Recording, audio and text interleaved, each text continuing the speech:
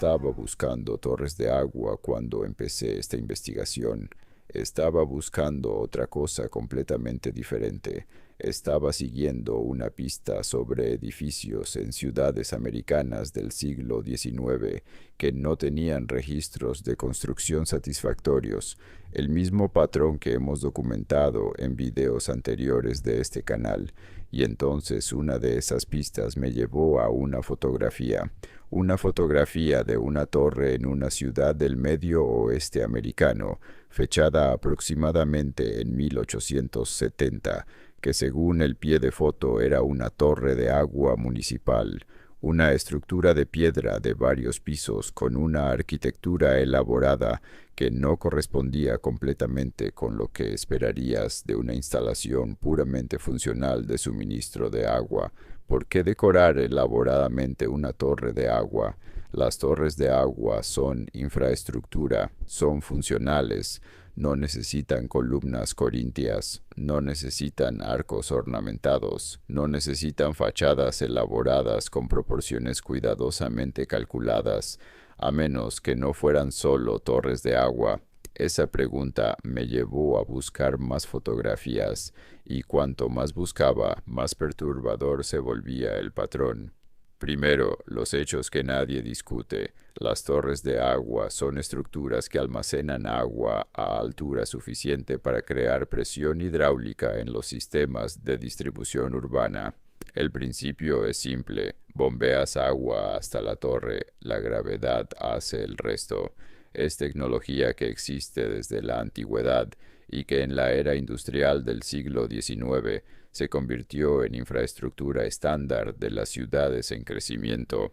Hasta aquí, todo razonable, pero entonces examinas las torres de agua del siglo XIX con más atención y empiezan los problemas. El primero es la distribución. Las torres de agua de estilo similar aparecen en el mismo periodo en ciudades de América del Norte, Europa Occidental, Rusia, India, Australia, no torres de agua genéricas, no simples cilindros de metal o ladrillo, torres con características arquitectónicas específicas y similares, con proporciones similares, con elementos decorativos que no tienen justificación funcional, pero que aparecen repetidamente en estructuras de continentes diferentes, construidas supuestamente de manera independiente, coincidencia de estilos arquitectónicos que viajan con el comercio internacional, es la explicación oficial.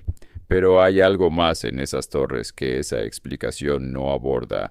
El segundo problema es la escala. Muchas de las torres de agua del siglo XIX son significativamente más grandes de lo necesario para su función declarada. El volumen de agua que almacenaban excede con frecuencia lo que la población de la ciudad en el momento de su construcción requería. Algunas torres tenían capacidades que habrían sido suficientes para ciudades varias veces más grandes que las que supuestamente servían.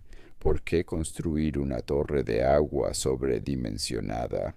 La explicación oficial habla de planificación para el crecimiento futuro, de visión a largo plazo de los ingenieros municipales de la época. Es posible, pero el patrón de sobredimensionamiento es demasiado consistente para ser simplemente planificación optimista. El tercero es el más perturbador. Las torres de agua del siglo XIX frecuentemente aparecen en las fotografías más antiguas de las ciudades como estructuras ya existentes, ya envejecidas, con pátinas de desgaste que no corresponden a edificios recién construidos. En múltiples ciudades, las fotografías más tempranas disponibles muestran torres que parecen haber estado ahí durante décadas, no años. Fueron construidas antes de cuando los registros oficiales dicen que fueron construidas, o la pátina de las fotografías más tempranas simplemente da esa impresión. Esa pregunta, como tantas otras en esta investigación, no tiene respuesta satisfactoria en la narrativa oficial. Ahora necesito hablarte de algo que los investigadores del fenómeno Tartaria han señalado y que, Cuando lo examinas, resulta difícil de explicar de otra manera. Las torres de agua del siglo XIX comparten características con otro tipo de estructura que aparece en las mismas ciudades y en el mismo periodo. Las torres de las iglesias, los campanarios, las agujas de las catedrales, no en el sentido obvio de que son estructuras verticales, sino en un sentido más específico. Las proporciones de las torres de agua de cierto tipo, específicamente las torres cilíndricas con bases elaboradas y coronaciones ornamentadas, corresponden a proporciones que aparecen también en las torres de iglesias y en otras estructuras verticales del mismo periodo en las mismas ciudades. ¿Por qué una torre de agua y una torre de iglesia tendrían las mismas proporciones fundamentales? La explicación obvia es que fueron diseñadas por los mismos arquitectos o por arquitectos que estudiaron en las mismas tradiciones, pero esa explicación se complica cuando encuentras las mismas proporciones en torres de ciudades que supuestamente no tenían contacto arquitectónico entre sí, y se complica todavía más cuando empiezas a examinar qué hay dentro de esas torres, porque hay algo dentro de muchas torres de agua del siglo XIX que los registros de ingeniería estándar no explican completamente: sistemas de cobre, bobinas, estructuras metálicas internas que van más allá de lo necesario para simplemente almacenar y distribuir agua.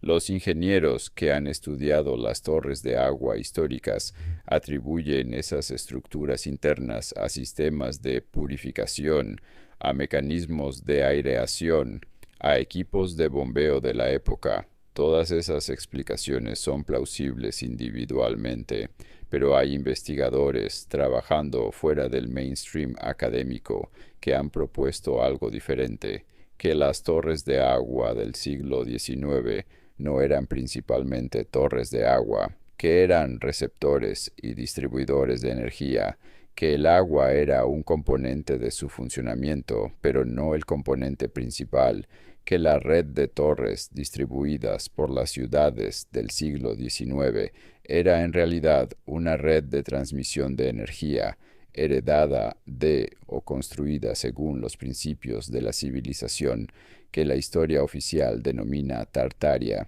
Esta es una afirmación extraordinaria. Requiero evidencia extraordinaria para considerarla, y la evidencia que existe es circunstancial, fragmentaria, interpretable de múltiples maneras. No voy a presentarla como hecho establecido, pero voy a presentar las preguntas que esa hipótesis responde y que la explicación oficial no responde satisfactoriamente. ¿Por qué las ciudades del siglo XIX tenían más torres de lo necesario para el suministro de agua? En muchas ciudades históricas, si examinas el número de torres de agua en relación con la población y el consumo estimado, hay un exceso: más torres de las necesarias para el suministro de agua de la población existente, distribuidas de manera que, si las conectaras en un mapa, formarían una red con una lógica geométrica que no corresponde completamente a la lógica de la distribución de agua por gravedad. La distribución de agua por gravedad requiere torres en puntos elevados del terreno para maximizar la presión, pero muchas torres históricas están en ubicaciones que no corresponden a los puntos más altos disponibles. Están en ubicaciones que tendrían sentido si la función principal fuera otra, si lo que necesitara ser distribuido no fuera agua, sino algo que se distribuye de manera diferente.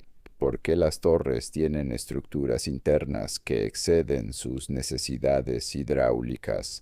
El cobre es un excelente conductor. Las bobinas de cobre tienen propiedades electromagnéticas. Las torres de agua históricas con estructuras internas de cobre elaboradas son, desde el punto de vista de la ingeniería electromagnética, estructuras con propiedades de transmisión y recepción de energía. Eso no prueba que fueran usadas para eso, pero tampoco está completamente explicado por su función declarada de almacenamiento de agua.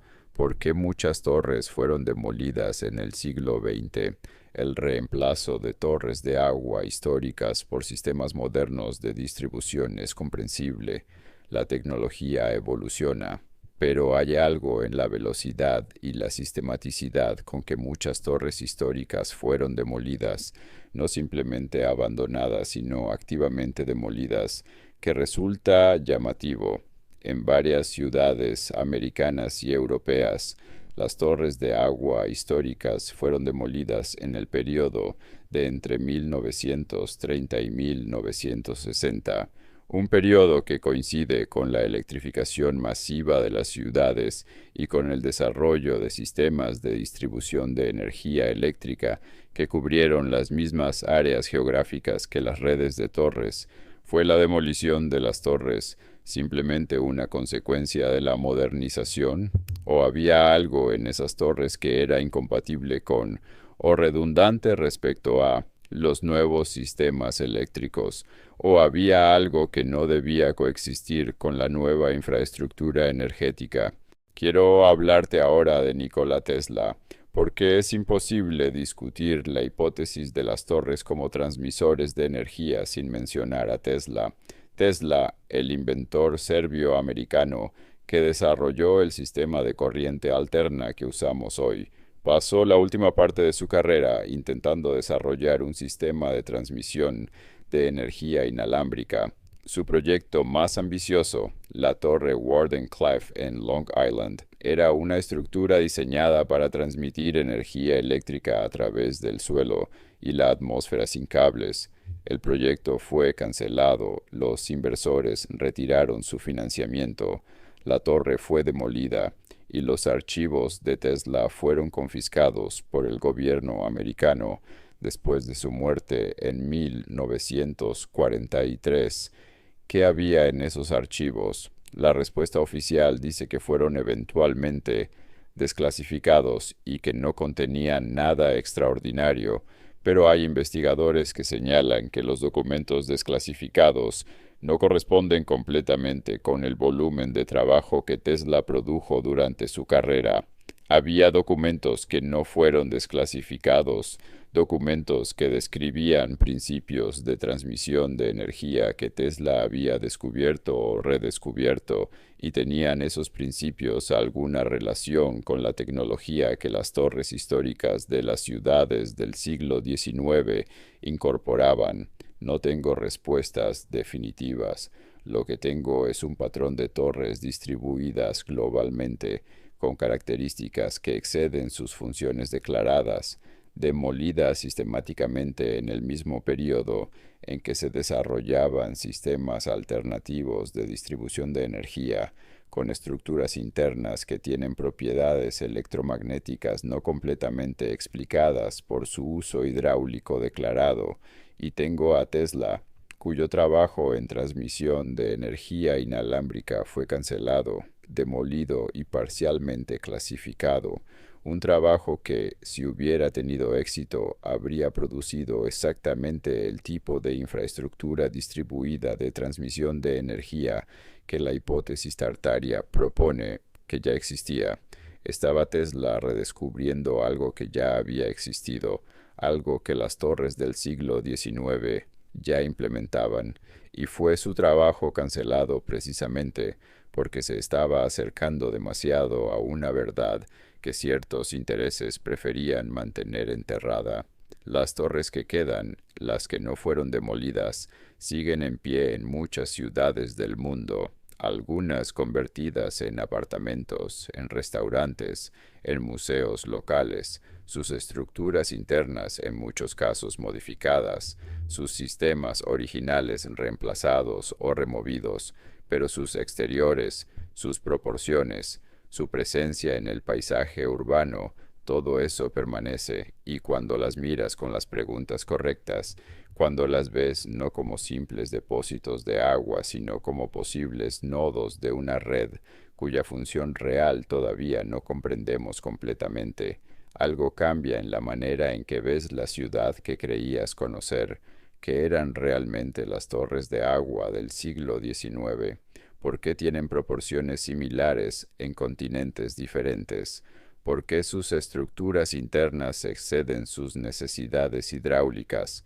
¿Por qué fueron demolidas tan sistemáticamente en el siglo XX? ¿Y qué relación tienen con el trabajo cancelado y parcialmente clasificado de Nikola Tesla? Las torres que quedan siguen ahí, esperando las preguntas correctas, las que nadie parece querer hacer. Si este video te ha hecho pensar, considera suscribirte. La investigación continúa y el próximo video va a lugares que la mayoría de los canales no se atreven a tocar. Nos vemos allí.